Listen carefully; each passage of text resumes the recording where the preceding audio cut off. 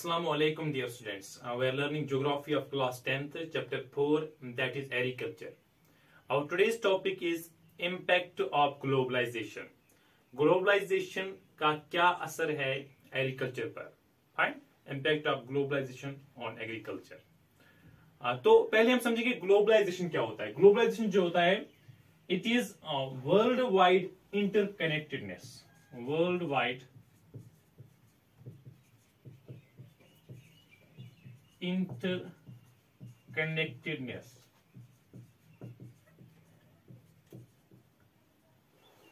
हम देखते हैं कि जो दुनिया है वो जुड़ा हुआ है.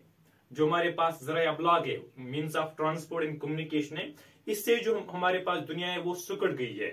फाइन.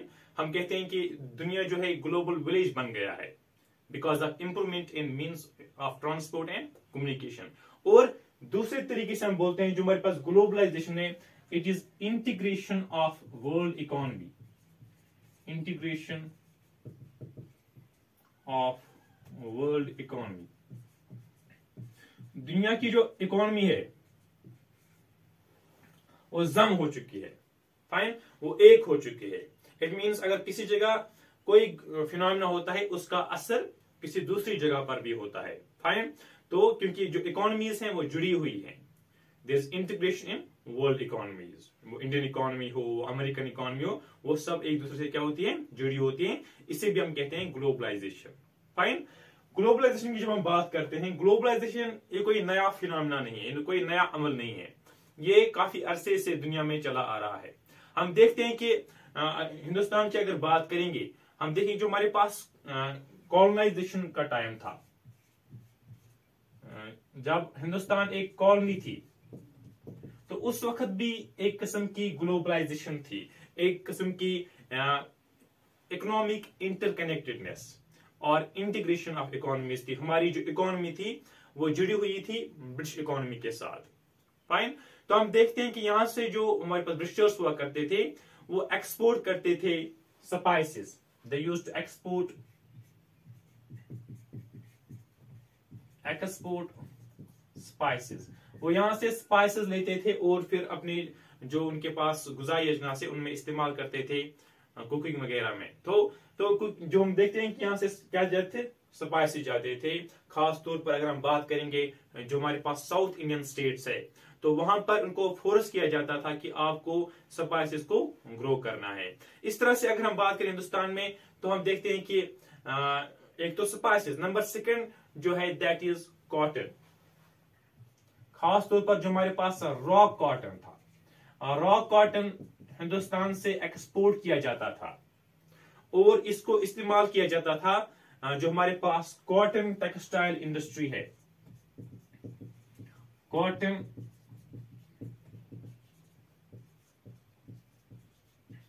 टेक्सटाइल इंडस्ट्री खास तौर पर जो हम देखते हैं कि ब्रिटेन में मैनचेस्टर एंड लिवरपूल,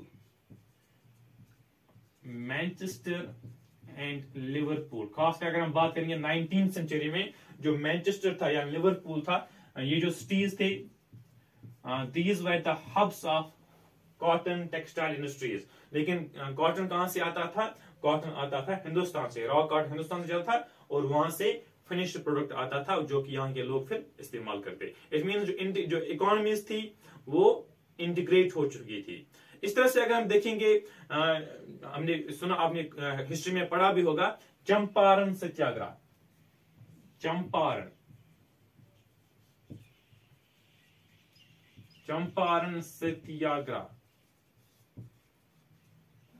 जो एक जगह है बिहार में, वहां पर महात्मा गांधी ने एक सत्याग्रह मूवमेंट लॉन्च की थी, ताकि जो वहां पर जो फोर्स किया जाता था, वहां जो लोग थे उनको इंडिगो कल्टीवेशन की करनी पड़ती. इंडिगो जो है, इसे नील कहा जाता है, ये कलरिंग एजेंट है. ये हम जो हमारे पास टेक्सटाइल इंडस्ट्री, इसमें एक कलर देने के लिए इस्तेमाल किया जाता है इंडिगो को. और यहाँ पर हिंदुस्तान में फोर्स किया जाता था, जो ब्रिटिशर्स थे वो फोर्स करते थे. हमारे जो फार्मर्स हुआ करते थे, हमारे पास जो टिलर्स ऑफ द लैंड होते थे, तो उनको जुबरन इंडिगो की कल्टीवेशन करनी पड़ी थी. और इस तरह से हम देखते हैं कि जो हमारे पास इकोनॉमी थी, इंडियन इकोनॉमी थी during the period of colonisation, ये जुड़ी हुई थी किनके साथ? ब्रिटिश इकोनॉमी के साथ। फाइन। इसी तरह से अगर हम बात करेंगे, ये था कॉलोनाइजेशन के वक्त में क्या होता था। इसके बाद हम देखते हैं कि अगर 1990s की बात करते हैं, इसके बाद जो ग्लोबलाइजेशन ज्यादा हुई हिंदुस्तान में because of LPG model, liberalisation, privatisation, globalisation. और हम देखते हैं कि हिंदुस्तान जो था इन 1990s, उस वक्त ये it was the largest producers of rice, wheat, fine. इस तरह से हमारे पास स्पाइसेस, जूट एटसेट्रा, इनका ये लार्जेस्ट प्रोड्यूसर था और ये एक्सपोर्ट करता था इन चीजों को बाकी दुनिया में। लेकिन इसके बावजूद हम देखते हैं कि हिंदुस्तान में जो हमारे पास एग्रीकल्चर सेक्टर है वो compete नहीं कर पाता था इंटरनेशनल मार्केट में, वो इंटरनेशनल मार्केट में compete नहीं कर पाता था। The reason being the subsidization of agriculture in developed world,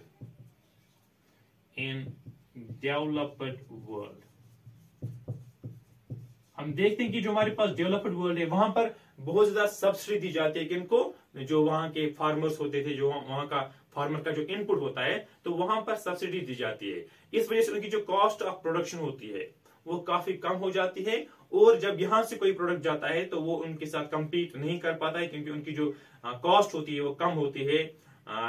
जो हमारे पास जो राइस होता है, व्हीट होता है, स्पाइस होता है, उनके अगर हम तवाजुन उनको मुवाजना करेंगे तो उनकी कॉस्ट क्या होती है? हिंदुस्तान की कॉस्ट ज्यादा होती है, और जो बाहरी ममालिक है वहां पर जो कॉस्ट होती है वो क्या होती है? कम होती है। इस वजह से हमारे पास जो प्रोडक्शन होती है, जो हमारे पास प्रोड्यूस होता है, वो compete नहीं कर पाता है।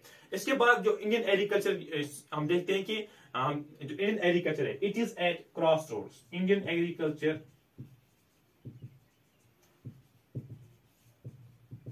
It is at crossroads, ये चौराहे पर खड़ा है, ये स्मूथली चल नहीं पा रहा है, इसमें हम ग्रोथ अच्छी तरह से नहीं देख पाते हैं, इसमें जो ग्रोथ रेट है काफी कम है, फाइन। और इसमें हम देखते हैं स्टेग्नेशन भी आई हुई है।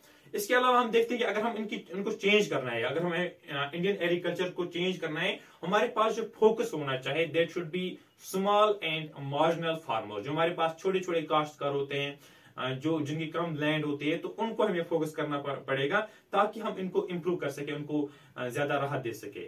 और हम देखते हैं कि जो हमारे पास ग्रीन रिवॉल्यूशन आया, ग्रीन रिवॉल्यूशन से तो फायदा हुआ, हमारे पास जो फूड ग्रेन्स की प्रोडक्शन काफी ज्यादा बढ़ गई और हिंदुस्तान जो है एक्सपोर्ट करने लगा। लेकिन इससे हम देखते हैं कि इससे नुकसान भी हुए। जैसे हम देखते हैं कि सैलिनाइजेशन ऑफ सॉइल, जो सॉइल की सैलिनिटी है वो बढ़ गई, नंबर 1। जो हमारे पास एक्विफर्स थे, जो हमारे पास वाटर टेबल था, वो ड्राई पड़ गया, ड्राइनेस ऑफ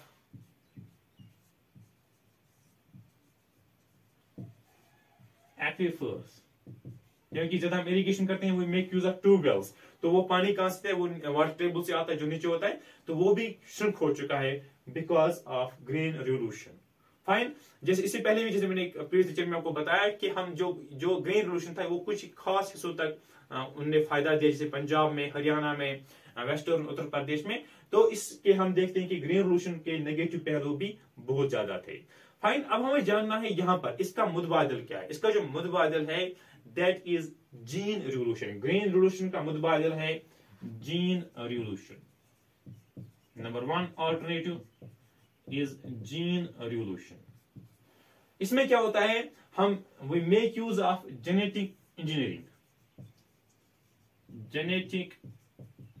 इंजीनियरिंग, और हम वो क्रॉप्स प्रोड्यूस करते हैं, वो वेराइटीज प्रोड्यूस करते हैं सीड्स के, जो प्रोडक्शन ज्यादा दे और जो ड्राउट रेजिस्टेंट हो, जो पेस्ट रेजिस्टेंट हो, फाइन। ताकि हमें ज्यादा से ज्यादा फायदा हो सके, उनको बीमारियां कम लगे, उनकी पैदावार ज्यादा हो। तो ये कैसे मुमकिन है?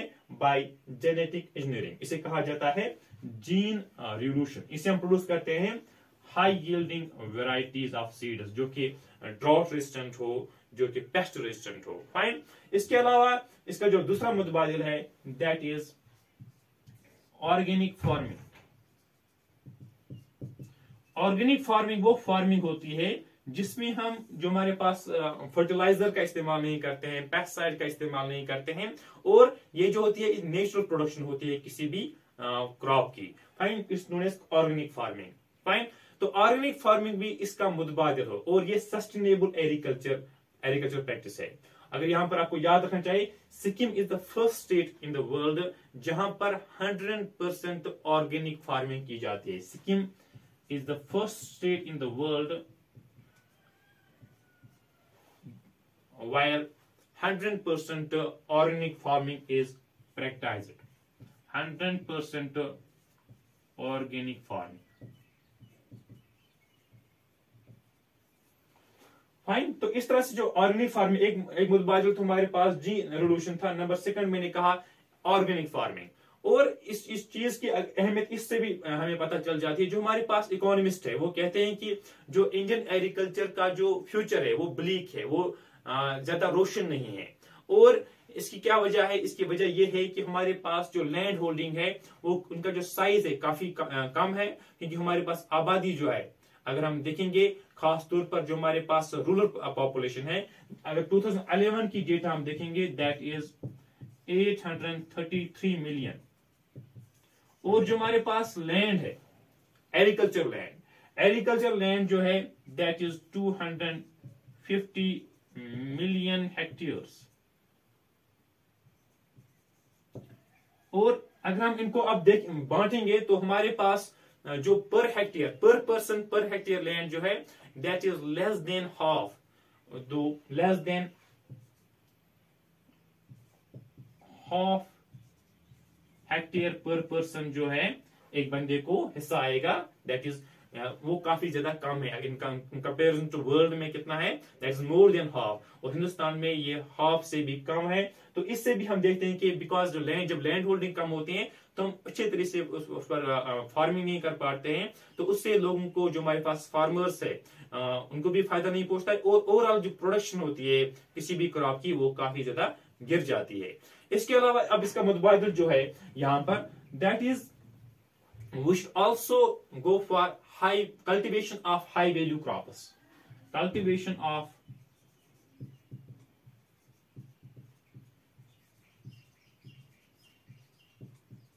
high value crops. वो क्रॉप्स ग्रो करें जिनकी कॉस्ट ज्यादा हो मार्केट में। फाइन। जो कि सक्सेसफुली किया जाता है in the countries like Italy, in the countries like Israel and Chile और चाइना। तो यहां पर जो है इन मुल्कों में हाई वैल्यू क्रॉप्स को कल्टीवेट किया जाता है, और वो सक्सेसफुल काफी ज्यादा है। जैसे हॉर्टिकल्चर क्रॉप्स होंगे, horticulture, medicinal plants, herbs. Fine. ये कुछ जैसे इसके अलावा देखेंगे flowers also high value crop etcetera. तो ये जो क्रॉप्स है जैसे हॉर्टिकल्चर क्रॉप्स होती है या मेडिसिनल प्लांट्स होंगे, हर्ब्स होंगे, फ्लावर्स होंगे, तो इनसे क्या होता है? इनसे एक तो फार्मर को पैसों से भी फायदा पहुंचता है, पैसे ज्यादा मिलते हैं मार्केट में, और दूसरा जो हमारे पास लैंड डिग्रेडेशन होती है बिकॉज ऑफ ग्रीन रिवोल्यूशन, तो वो भी कम हो जाती है। इससे भी हमारे पास लैंड भी बढ़ जाता है, और हमारे पास जो फार्मर के पास पैसा भी ठीक ठाक आता है, जो कि पॉसिबल नहीं है जब हम राइस की कल्टीवेशन ज्यादा करते हैं, जो हमारे पास फूड ग्रेन्स की कल्टीवेशन ज्यादा करते हैं, उसमें इरिगेशन की जरूरत पड़ती है। और इन चीजों में, हॉर्टिकल्चर क्रॉप्स में, मेडिसिनल प्लांट्स में, हर्ब्स में, फ्लावर्स में, तो इनमें इन चीजों की जरूरत नहीं पड़ती है। फाइन। और हम देखते हैं कि ये सब चीज पॉसिबल है हिंदुस्तान में, क्योंकि हमारे पास जो क्लाइमेट है, we have diverse climate in India. हमारे पास जो है वी हैव डाइवर्स क्लाइमेट, और ये डाइवर्स क्लाइमेट जो है it's a blessing for us, कि हम मुख्तलिफ क्रॉप्स को यहाँ पर ग्रो कर सकते हैं मुख्तलिफ सीजन्स में। फाइन। और इसके अलावा अगर हम यहाँ पर देखेंगे जो हमारे पास cultivation of high value crops है, यहाँ पर आप ऐड कर सकते हो jatropha and jojoba. These are biofuels। वो ईंधन है जो हमारे पास जो प्लांट्स होते हैं वहां से फ्यूल हासिल करते हैं, लाइक जेट्रोपा एंड जजोबा। फाइन। इस तरह से हमने देखा कि हमारे पास कैसा इंपैक्ट है ग्लोबलाइजेशन का, कि ये पुराने जमाने से चला आ रहा है, और हम इसमें क्या प्रॉब्लम्स है, इनका अजाला कैसे हो सकता है। Fine. That's all in this video. Thank you very much.